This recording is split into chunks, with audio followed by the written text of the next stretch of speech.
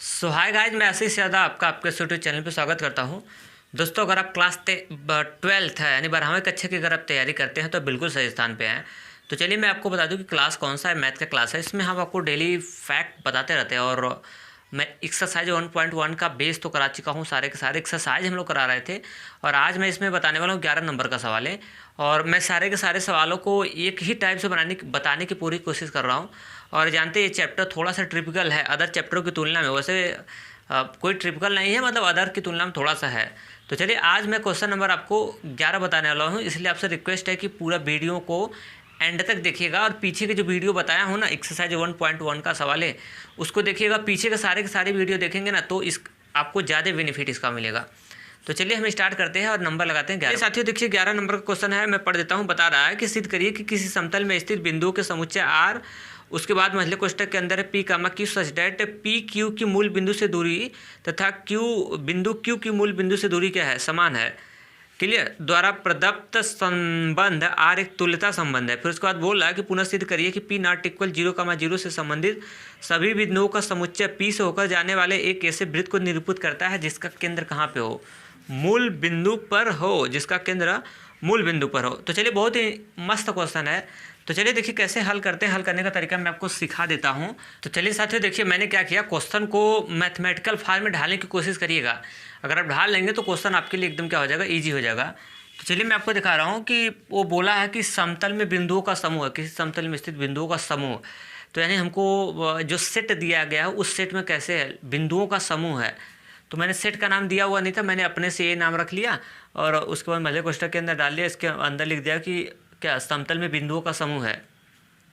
ये नाम का जो सेट है उसके अंदर कैसे हुए हैं, इनमें समतल में बिंदुओं के बिंदु हैं ढेर सारे, ठीक। और यहाँ पे इस पर रिलेशन दे दिया है कि जैसे एक बिंदु P हर एक काम क्या है, Q है, सच डैट बिंदु P की मूल बिंदु से दूरी और बिंदु Q की मूल बिंदु से दूरी क्या है, सेम है।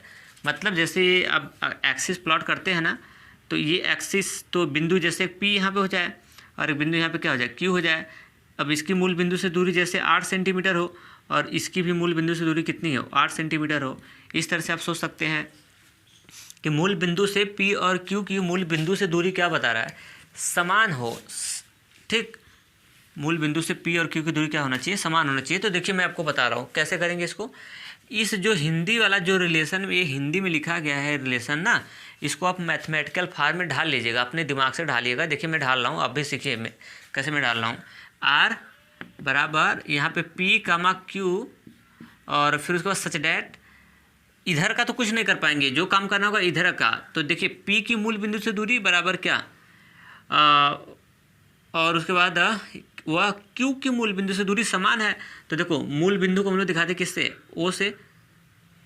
ऐसे देखिए यहाँ से अगर ऐसे कर दूँ तो यहाँ मूल बिंदु हो गया और इसको मैं O से ले आ लिया, यहाँ पे P रख लिया बिंदु एक और यहाँ पे एक बिंदु रख लिया क्या, Q। तो यानी OP की दूरी और OQ की दूरी आपस में क्या है, इक्वल है। तो वही मैं लिखने जा रहा हूँ कि OP की दूरी और वो बराबर है, इक्वल है किसके, OQ की दूरी। OP की दूरी बराबर क्या है, OQ की दूरी। O मतलब मूल बिंदु से मैंने दूरी कर दिया, यही बतिया लिखा हो ना, बिंदु P की मूल बिंदु से दूरी और बिंदु Q की मूल बिंदु से दूरी समान है। तो उसको मैंने इस भाषा में लिख दिया। अब इससे कर लेंगे ना, तो इस भाषा में अगर अपने मैथमेटिकल फॉर्म में ढाल लेते हैं अगर सवालों को, तो वो आपके लिए एकदम कैसा हो जाएगा, एकदम ईजी हो जाएगा, एकदम नॉर्मली तरीके से आप उसको हल कर लेंगे। देखिए मैंने ढाल लिया, अब आगे बढ़ते हैं। अब आपको चेक करना है कि यह तुल्यता संबंध है कि नहीं। अब तुल्यता संबंध करने के लिए आपको कंडीशन मैं बताया था ना, तुल्यता किसी भी रिलेशन को आप तुल्यता कब कहेंगे, जब वो स्वतुल्य होगा, सममित होगा और क्या होगा, संक्रामक होगा। अगर तीनों को फॉलो कर देगा तो उसको आप तुल्यता बोलेंगे, अन्यथा वो तुल्यता नहीं होगा। तो चलिए चेक करते हैं। पहला फर्स्ट इसका चेक करते हैं, स्वतुल्य। फर्स्ट इसकी कंडीशन क्या, हेडिंग डालेंगे, ऐसे लिखेंगे जैसे मैं बता रहा हूँ ना, वैसे लिखना है आपको। पहला लिखेंगे स्वतुल्य यानी, तो फिर उसके नीचे लिखेंगे इसके लिए आवश्यक शर्त, इसके लिए आवश्यक शर्त, ऐसे लिखेंगे। मतलब स्वतुल्य का शर्त बताएंगे एग्जामिनर को। इसका शर्त होता है A comma A belongs to R, A comma A belongs to R। अब A कामा A क्या है, A कामा A अवयव है किसके, जो A नाम का जो सेट दिया गया है उसके अवयव होते हैं ये सब। मतलब कह रहा है कि A comma A belongs to R, मतलब रिलेशन में सेम वाले अवयव होना चाहिए। इसकी सतुल्य कहता है कि जो रिलेशन दिया रहेगा उस रिलेशन में सेम वाले अगर अवयव मिलेंगे तो सतुल्य होगा, अगर सेम वाले अवयव नहीं मिलेंगे तो सतुल्य क्या होगा, नहीं होगा। क्लियर। तो हम लोग चेक करते हैं कि आखिर रिलेशन जो दिया गया है इसमें सेम वाले अवयव हैं कि नहीं है। तो आप मुझे बता दो कि जो रिलेशन दिया गया है इसमें सेम वाले अवयव दिख रहे हैं आपको। ये नहीं, यहाँ पे ढाल लिया इसको। तो क्या इसमें सेम अवयव दिख रहा है, जैसे 2,2, 3,3, 4,4, क्या इस टाइप का दिख रहा है क्या इसमें? तो आप देखेंगे तो इस टाइप का कहाँ दिख रहा है, इसमें नहीं दिख रहा है, क्योंकि नंबर थोड़ी ना है कि भाई आपको दिख जाएगा। ये तो इस तरह से लिखा गया है तो नंबर थोड़ी ना कि दिख जाएगा। तब कैसे पता चलेगा कि सर आखिर तब A, बिलोंग्स टू आर, यानी A, जो रिलेशन में है कि नहीं है, आपको फिर कैसे मालूम चलेगा? तो पता करने के लिए तो वही तो तरीका सिखा रहा हूँ कि अब ये डेटा इसमें रिलेशन में है या नहीं है, इसकी पहचान कैसे करेंगे। इसकी पहचान अगर आपको करनी है तो ये डेटा ले आके इसमें डाल दो, ये डेटा इसमें डाल दो। अगर ये डेटा इसमें रहेगा तो इसको सेटिस्फाई करेगा, इसको क्या करेगा, सेटिस्फाई करेगा। अगर ये डेटा इसमें नहीं रहेगा तो इसको सेटिस्फाई नहीं करेगा। मतलब सेटिस्फाई करने का मतलब लेफ्ट और राइट इक्वल नहीं आएंगे। तो चलिए देखिए क्या सेटिस्फाई करता है क्या। तो चलिए डाल लीजिए, यहाँ पे OP है, OP। तो OP की वैल्यू इसमें पहला देखिए, पहले की वैल्यू होती है, दूसर की होती है। तो OP की वैल्यू सेंस यहाँ पे इसके अकॉर्डिंग ये चेक करा ना, इसको लेके इसमें डाल दो। तो OP है तो OP की जगह मतलब A इक्वल है, फिर OQ की जगह पे क्या है, A है, दोनों अवयव लेकर डाल दो। तो A बराबर A। आप मुझे बताओ क्या A बराबर A ये बात सही है कि गलत होता है? क्या ये बात जो मैंने लिखा हूँ A बराबर A ये सही है कि गलत? मतलब A बराबर A मतलब जैसे 2 बराबर 2, 10 बराबर 10, 100 बराबर 100, ये बतिया तो 100 सही है ना। 100 के बराबर तो होबे करता है। ये तो A के बराबर है, इसका मतलब ये बात एकदम क्या है, सत्य है। ये बात क्या है, सत्य है। ये बात को डाला कहाँ था मैंने, इसको रिलेशन में डाला था, और रिलेशन में डालने के बाद रिलेशन को सेटिस्फाई कर दिया, संतुष्ट कर दिया, क्योंकि लेफ्ट हैंड साइड और राइट हैंड साइड बराबर आ रहा है ना, यानी लेफ्ट और राइट बराबर आ गया। इसका मतलब ये रिलेशन को सेटिस्फाई कर रहा है। तो सेटिस्फाई करने का मतलब ये चीज़ रिलेशन में है, तभी लेफ्ट हैंड साइड और राइट हैंड साइड बराबर आ रहे हैं, मतलब तभी रिलेशन को सेटिस्फाई किया है। मतलब A बराबर A जो बिल्कुल बात सत्य है। A के खुद बराबर होता है, कोई संख्या अपने के खुद बराबर होती है। तो मैंने क्या कर दिया, इसको रिलेशन में, मुझे नहीं पता था कि आखिर इस टाइप की संख्या इसमें है कि नहीं, मैंने पता करने के लिए इसको इसमें डाल दिया।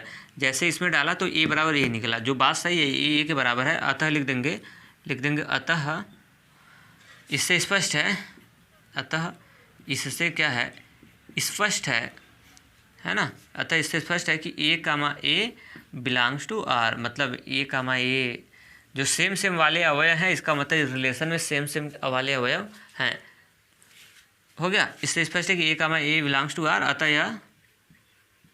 अतः यह क्या होगा, ये सतुल्य होगा। अतः यह सतुल्य होगा। एक तो फाइनल।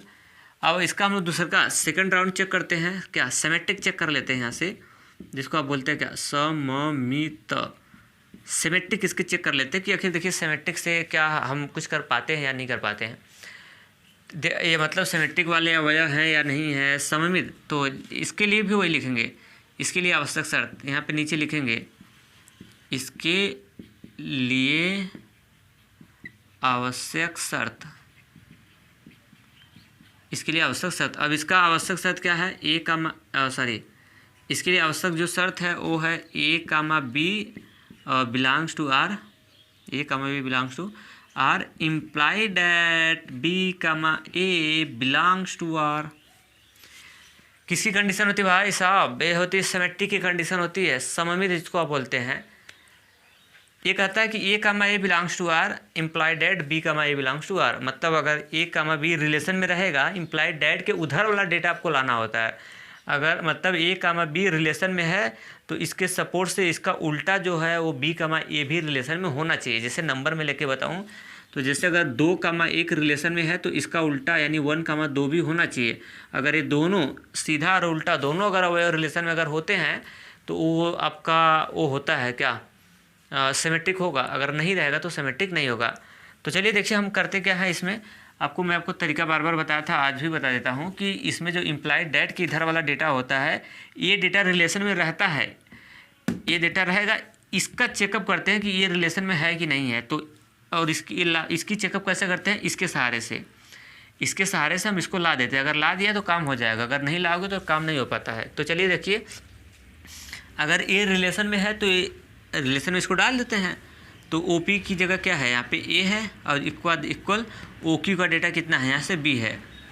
तो यानी यहाँ से मैंने बना लिया क्या, ए बराबर बी, ए बराबर बी। अब कहोगे सर इसको भी डाल दो, इसको भी डाल दो। नहीं, इसको आपको डालना नहीं होता है, इसको नहीं डालना होगा, इसके सपोर्ट से इसको लाना होता है। अगर आप भूल रहे हो तो मेरी बात समझो, इसके सपोर्ट से इसको लाएंगे, अगर इसको डाल देंगे ना तो मामला गड़बड़ा जाएगा सब। तो देखिए हम क्या करते हैं ना, इस चीज़ को हम लोग अपने दिमाग में रखते हैं, ये हमारा टारगेट हो जाता है कि हमको ये लाना है, तो इस चीज़ को डाल देते हैं। देखिए दिमाग में कैसे, जैसे इसको डाला तो इसका साचा ऐसा बना, ए बराबर बी बना कि नहीं, स्ट्रक्चर ऐसा।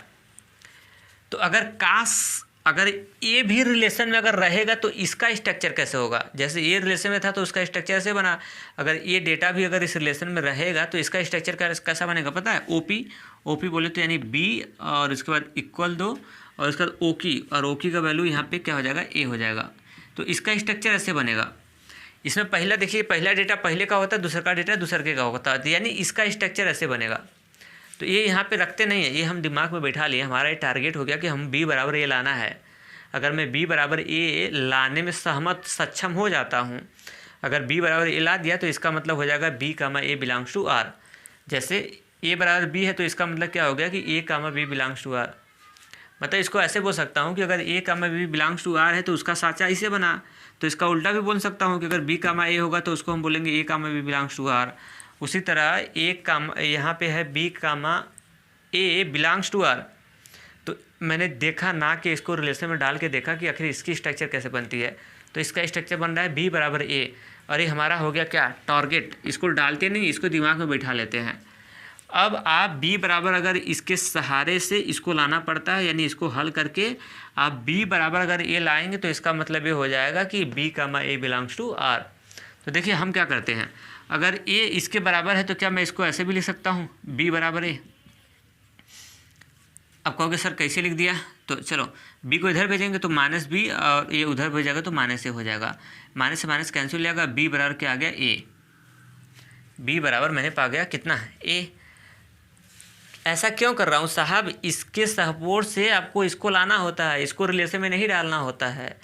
तो हमारा टारगेट क्या था, बी बराबर ए, अब दिमाग में था हमारा टारगेट, अब बी बराबर ए ला दिया। तो इसका मतलब क्या हो गया कि बी बराबर ए आने का मतलब क्या हो गया, इस आर करके मैं इसको ऐसे लिख सकता हूँ कि बी बराबर अगर ए आ जा रहा है तो इसका मतलब ये हो जाएगा कि यानी बी कामा, यानी बी बराबर जब ए ला दिया तो इसका मतलब हो जाएगा कि B comma A belongs to R, B comma A belongs to R. जैसे देखिए A comma B belongs to R था तो उसका रूप ए बराबर बी बना था इसमें डालने पे ना। तो उसी तरह हमको बी कामा ए को रिलेशन में लाना होता है इसके सपोर्ट से, किसके सपोर्ट से, इसके सपोर्ट से। तो हमने जब इसको डाला थोड़ा दिमाग में, मतलब रखते हैं, यहाँ पे नहीं डालना होता, दिमाग में रख लिया कि अगर इसको डालते हैं तो इसका स्ट्रक्चर कैसा बनेगा, इस स्ट्रक्चर बनेगा बी बराबर ए के रूप का। ये हमारा टारगेट हो गया कि हमको बी बराबर ए इसके सपोर्ट से लाना होगा। चाहे जैसे कर दो, इधर उधर कर दो, भाग लगाओ, गुणा लगाओ, जो करना है चाहे जैसे करके लाओ इसको। तो मैंने ला दिया बी बराबर ए, तो इसका मतलब ये हो जाएगा कि B comma A belongs to R. तो अब देखो इससे फ़ायदा, मैंने A comma B belongs to R पकड़ा था और उसके सहारे से मैंने B comma A belongs to R को क्या कर दिया, ला दिया।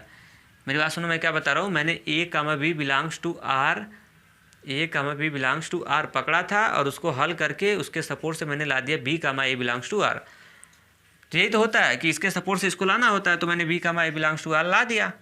तो लिख देंगे, अतः इससे स्पष्ट है, लिख देंगे अतः इससे स्पष्ट है, अतः इससे स्पष्ट है कि यह सममित होगा, सममित होगा। सममित बोले तो क्या, सिमेट्रिक। इस डेटा से देख के इससे स्पष्ट हो गया कि अतः यह सममित हमारा होगा।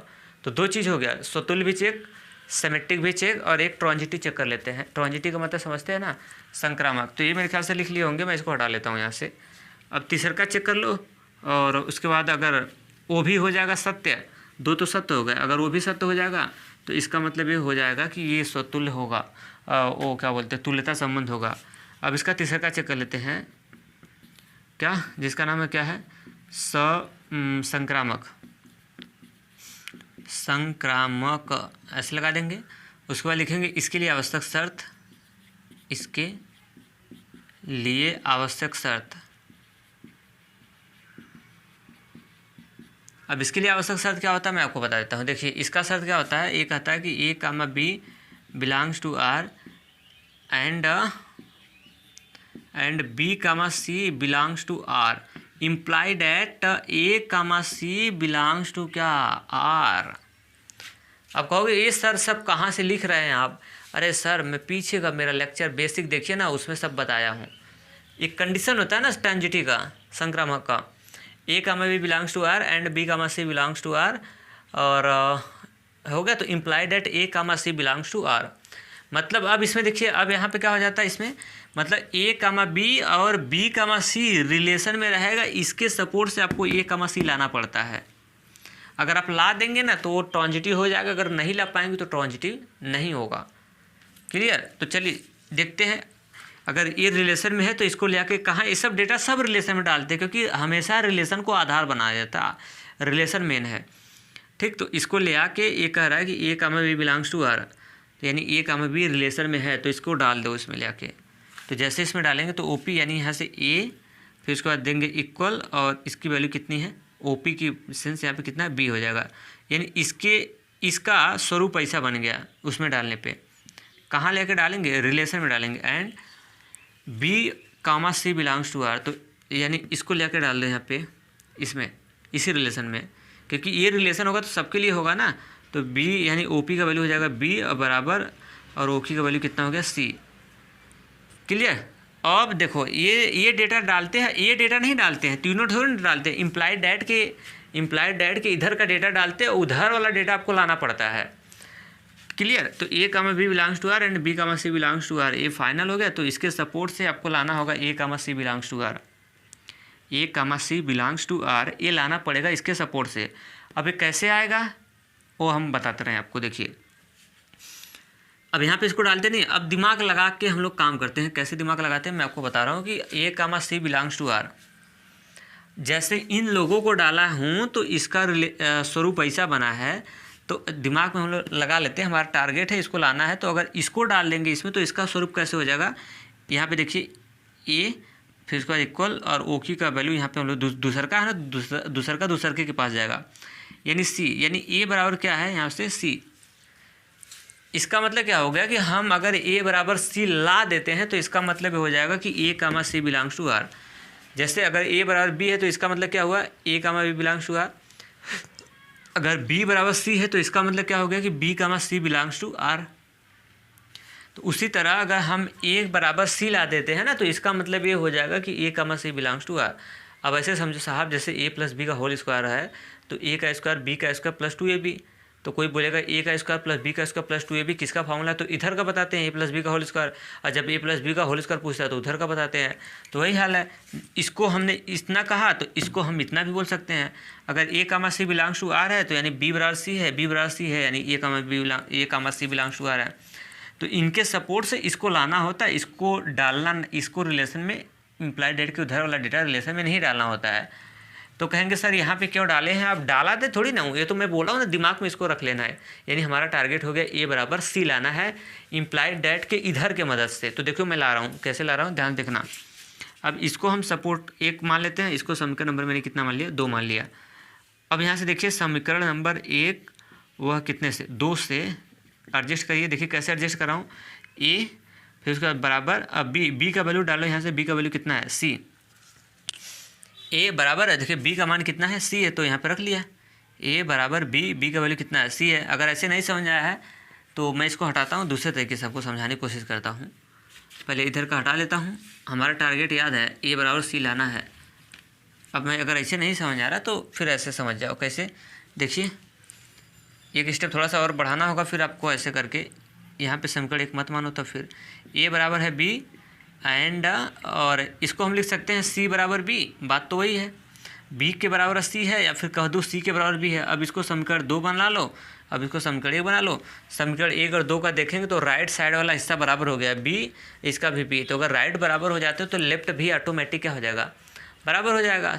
ठीक, तो ऐसे कर सकते हैं। समीकरण नंबर कहाँ से, 1 वह किससे, 2 से, तो समीकरण ए का समीकरण 2 से देखिए राइट से होगा तो लेफ्ट बराबर हो जाएगा, यानी ए बराबर कितना हो जाएगा, सी हो जाएगा।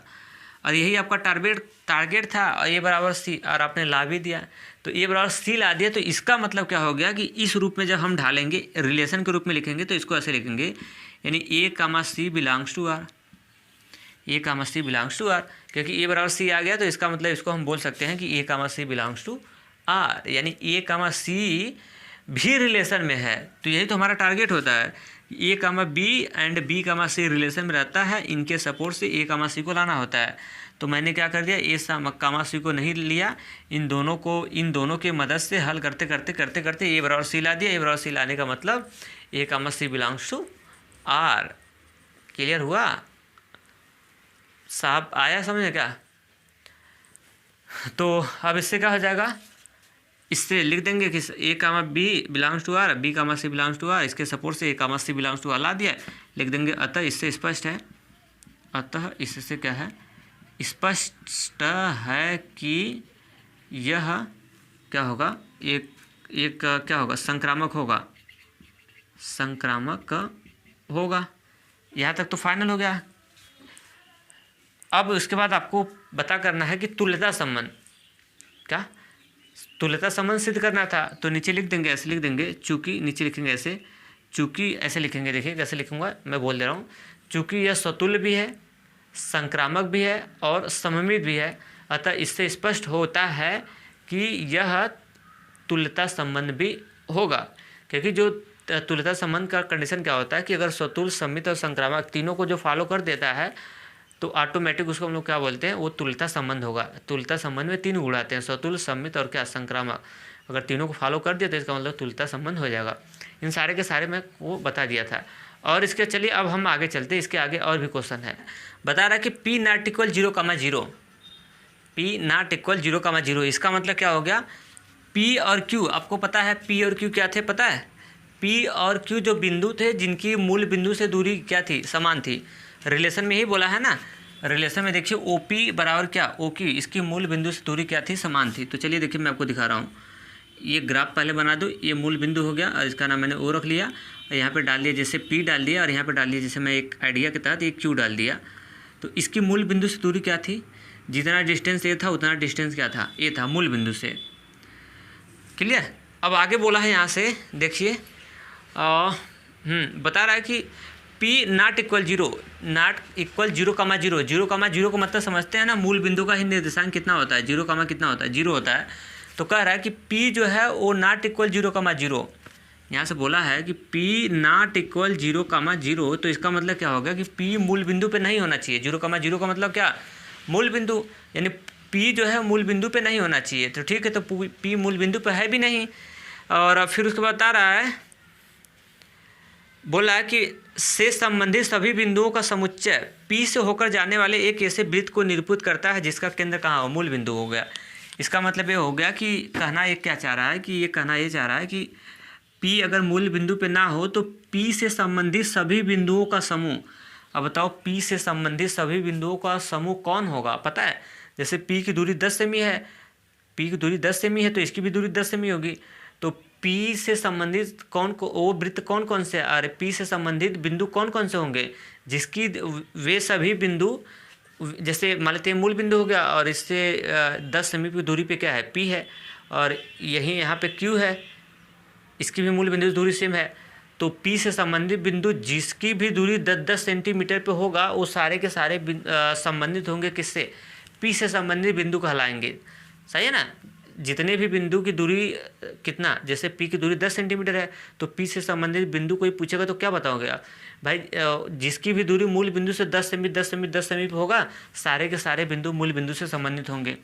तो देखिए अब यहाँ से इस तरह से इसकी 10 सेमी, तो उसी तरह आगवा जब बढ़ाएंगे इस तरह से, तो यहाँ पे एक पॉइंट आएगा, इस तरह से ढेर सारे पॉइंट आएंगे, और इस तरह से ढेर सारे पॉइंट आएंगे, और इसमें Q की भी मूल बिंदु दूरी सेम है। ठीक है, तो ये P से संबंधित ये सारे के सारे बिंदु आ जाएंगे इस तरह से। अब इन सभी बिंदुओं का डिस्टेंस देखेंगे तो मूल बिंदु से क्या बताएगा, सेम बताएगा। इन सभी बिंदुओं का मूल बिंदु से दूरी कितनी बताएंगे, सेम बताएंगे। जैसे इसकी 10 सेमी होगी तो इसकी भी 10, इससे भी 10, इससे की भी 10, यानी 10 10 10 10 10 10 सेमी वाले जितने भी बिंदु होंगे वो सारे के सारे पी से संबंधित होंगे। तो बताओ अगर ऐसी घटना घटेगी तो इसका मतलब ये हो गया कि इस जो वृत्त बनेगा उस वृत्त का केंद्र कहाँ आएगा, मूल बिंदु पे। तो यही सिद्ध करना था। तो लिख देंगे यहाँ पे, जैसे अदर पॉइंट भी पकड़ सकते हैं। एक पॉइंट यहाँ पकड़ लिया, जैसे पी पकड़ा हूँ, एक क्यू पकड़ लिया, यहाँ पे आर पकड़ लो, और यहाँ पे क्या हो जाएगा, यहाँ पे जैसे पी क्यू आर, यहाँ पे एक बिंदु यस ले लिया। मतलब इस तरह से सभी बिंदु हैं, तो सबका नाम कैसे लेंगे, सबका नाम थोड़ी ना लिखेंगे ना, थोड़ा सा अब लिखेंगे यहाँ पे सर। अब लिख देंगे सर ओ पी की दूरी और बराबर किसकी, ओ क्यू की दूरी, और सर बराबर किसका, ओ आर की दूरी, और बराबर कैसा, ओ एस की दूरी। ये सभी P से संबंधित बिंदु हैं। लिख देंगे ये सभी, क्यों, क्योंकि इनके मूल बिंदु से दूरी क्या है, समान है। मतलब जो मूल बिंदु से जिसकी जो P से जितनी दूरी, मूल बिंदु से जितनी दूरी P की होगी उतनी दूरी पे जितने भी बिंदु होंगे सब P से संबंधित दूरी वाले होंगे, P से संबंधित बिंदु होंगे। लिख देंगे ये सभी बिंदु P से संबंधित है, P से संबंधित है, ये सब सारे के सारे पॉइंट। अतः लिख देंगे अतः इससे स्पष्ट हुआ, अतः इससे स्पष्ट हुआ कि इसका केंद्र, इसका किसका, इस वृत्त का, यानी इससे स्पष्ट है हुआ कि इस वृत्त का केंद्र कहाँ होगा, मूल बिंदु पर होगा, मूल बिंदु पर होगा। बस अतः सिद्ध हो गया, अतः क्या हुआ, सिद्ध हुआ। मेरी बात समझ आए। ये स्ट्रक्चर बना के एग्जाम लोग को ऐसे दिखा देंगे, फिर उसके बाद नीचे लिख देंगे चूंकि ओपी बोला P से संबंधित बिंदु, तो P की दूरी जैसे 10 सेमी होगा, तो 10 सेमी की दूरी पे जितने जितने जितने बिंदु होंगे सब P से संबंधित बिंदु होंगे। तो अब ये बिंदुओं को जब हम मिलाएंगे तो एक वृत्त बन जाएगा। अब वृत्त बन जाएगा तो उसमें ढेर सारे बिंदु होंगे। तो हमने 4 पॉइंट लेके दिखा दिया कि सर ये वाली दूरी, ये वाली दूरी, ये वाली दूरी सब सेम डिस्टेंस होंगे। तो इसका मतलब ये हुआ कि बिंदु O जो होगा किसका काम करेगा, सेंटर का काम करेगा, यानी इसका जो केंद्र है वो क्या होगा, मूल बिंदु होगा। ठीक, तो लिख दिया, अतः ये हमारा ऐसे लिख देंगे, अतः ये क्या हो जाएगा, सिद्ध हो जाएगा। तो मेरे ख्याल से ये आपको बढ़िया से समझ आया होगा। आपको देखो क्वेश्चन रटना नहीं है, उसको कॉमन सेंस उसकी याद आपको क्लियर अगर होगा तभी आप कुछ कर पाएंगे लाइफ में। तो चलिए, सो आज के लिए इतना, थैंक्स। अगर वीडियो अच्छा लगा हो तो अपना फीडबैक आप मुझे ज़रूर दीजिएगा। अगर कहीं पर नहीं समझ आएगा तो कभी भी फ्यूचर में कमेंट आप कर सकते हैं।